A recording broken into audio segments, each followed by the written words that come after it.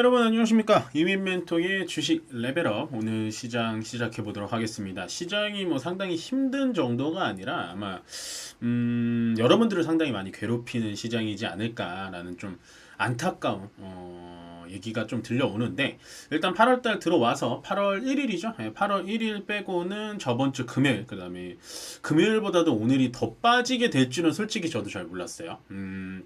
오늘은 뭐 장중에 이따 설명드리겠지만 10이라고 서킷 브레이커까지 걸리는 좀 아주 다채로운 장이지 않을까, 정말 경험해보기 힘든 장이지 않을까. 거의 IMF 수준 아니면은 뭐 그 빈라덴이 이제 미국 월드 트레이드 센터를 폭파시킬 때 그 정도 수준의 폭락장이 나오지 않을까. 이 정도의 폭락이 맞나?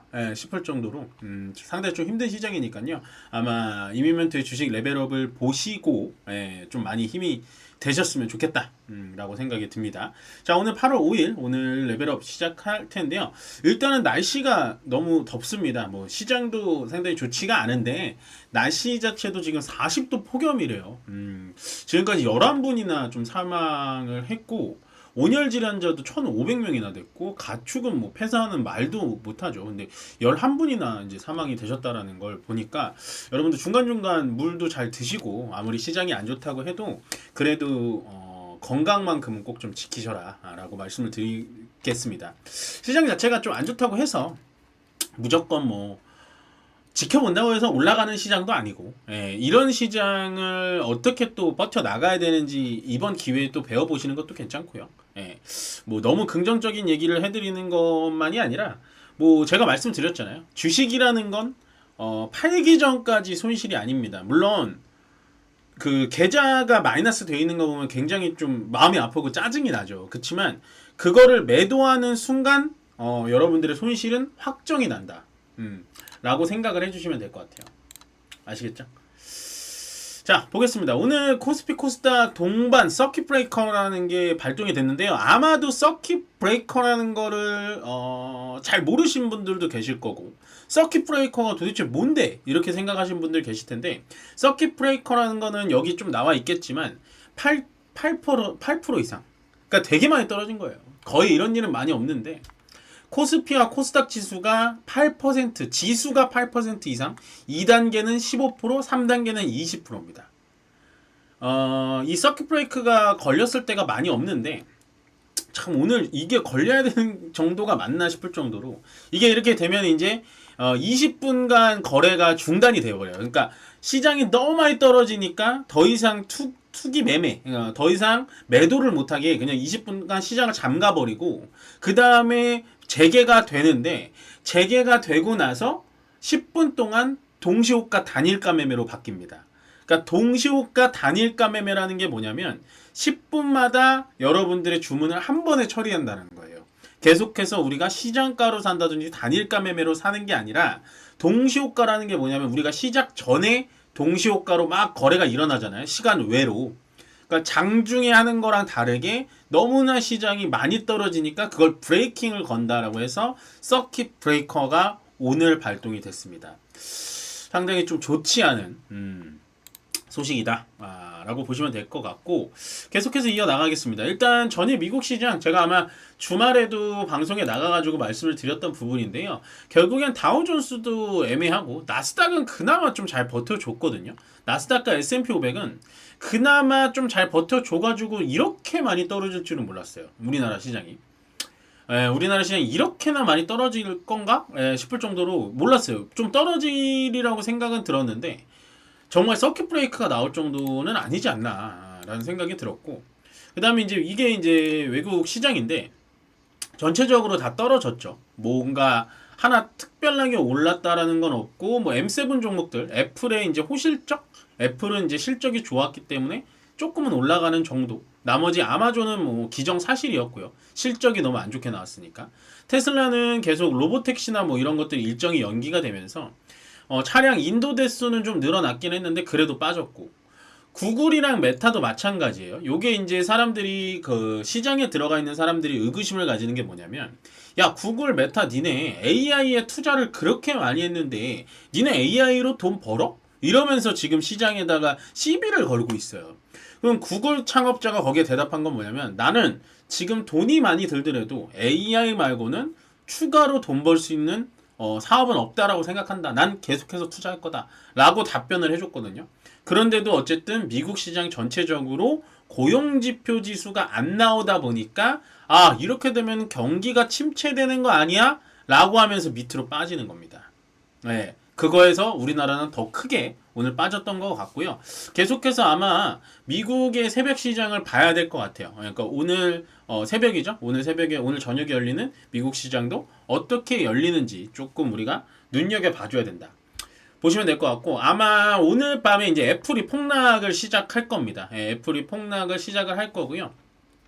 제 애프터마켓에서도 애플이 좀 많이 빠지고 있는데 이유는 하나죠. 예, 워런 버핏이 어쨌든 애플의 지분을 50%나 축소를 했기 때문에 애플은 당연히 기술적으로라도 빠질 수밖에 없습니다.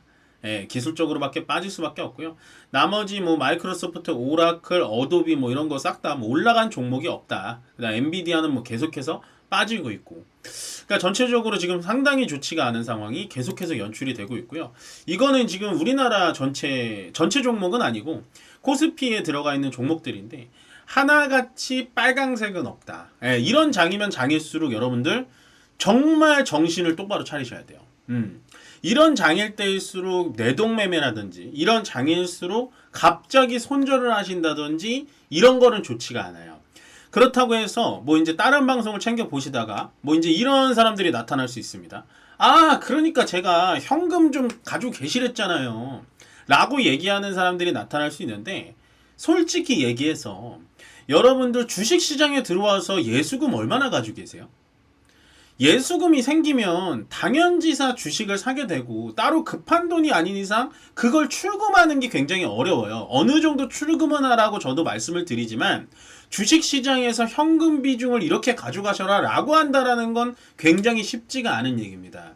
그래서 지금 떨어지는 장에서 괜히 또 더 마음 아프게 현금을 그러니까 가지고 있으시지 막 이렇게 얘기를 한다라는 거에 너무 현혹되지 마셔라. 시장은 지금 과대 낙폭 구간은 맞는데 이 자리에서 반등, V자 반등이라고 말씀드리긴 조금 어려워요. 그렇지만 시간을 준다면 2800, 2900까지 단숨에 회복을 할 수 있는 것도 또 시장이다라고 생각을 해주시면 돼요.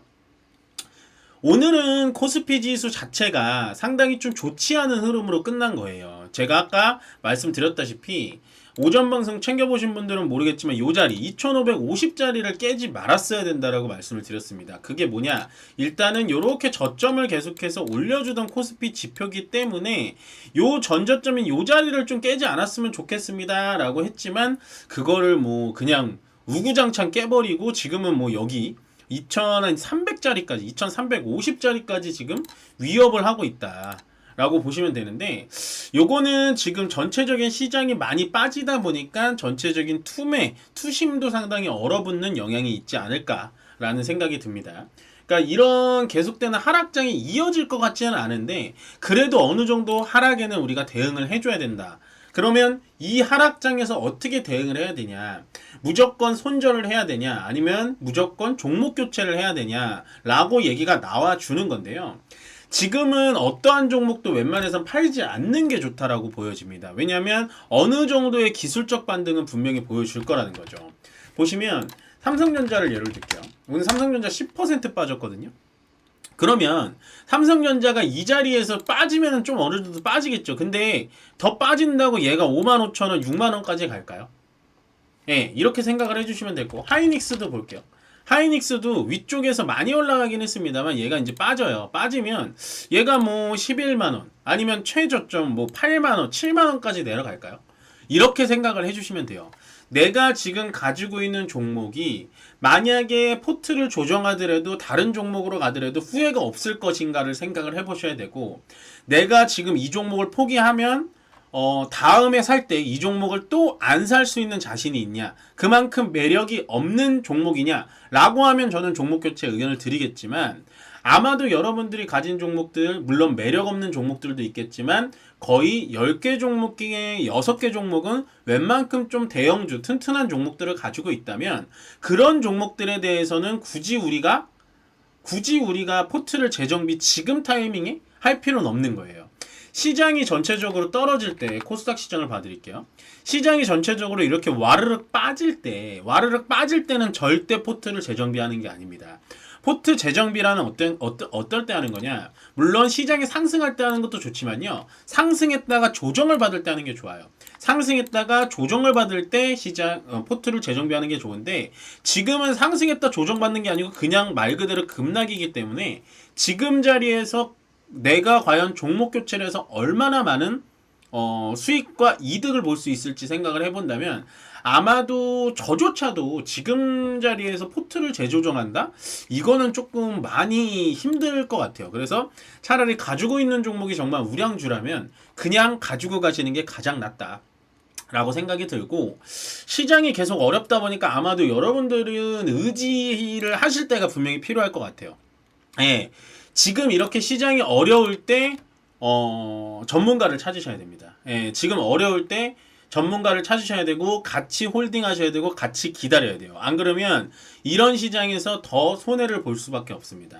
예, 모든 종목들이 다 떨어질 때 분명히 여러분들은 여기서 만약에 지수가 더 떨어진다면 여러분들 종목이라든지 여러분들의 지금 포트 자체를 손댈 수도 없을지 모르니까, 일단은 항상 이럴 때일수록 여러분들을 진짜로 진심 어리게 도와줄 수 있는 전문가를 찾으셔가지고 좀 상담을 받아보시는 게 가장 낫다라고 보시면서, 일단은 저도 계속해서 뭐 지금 정혜원 말고 문자반은 접수를 하고 있으니까 이 방송 보시고 문자반에 좀 생각이 있으신 분들은 1644-6646이죠. 1644-6646으로 전화를 주시면 제가 조금 저렴한 가격이라든지 아니면 기간을 조금 더 늘려서라도 여러분들께 좀 혜택을, 시장이 어려울 땐 제가 좀 혜택을 드려야 된다고 생각을 하거든요. 그래서 지금은 예상치보다 시장이 많이 떨어지기 때문에 조금 혜택을 드릴 테니까 일단은 문의를 주셔서 문자반 접수를 해주셨으면 좋겠습니다.